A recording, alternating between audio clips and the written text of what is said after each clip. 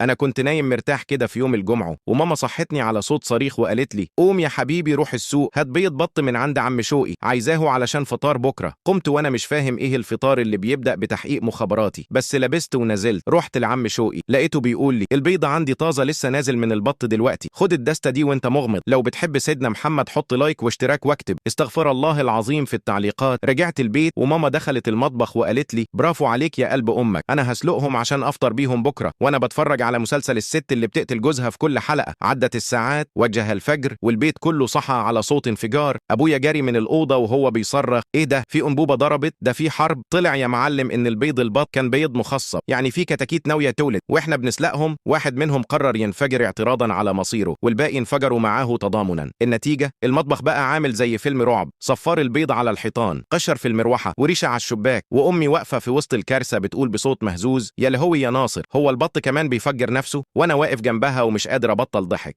لدرجة إني وقعت من كتر الضحك على قشرة بيضة وانزحلقت على نص حياتي. من اليوم ده البيت قرر إننا نرجع للفول والطعمية، والبيض بقى مخلينا عندنا قلق.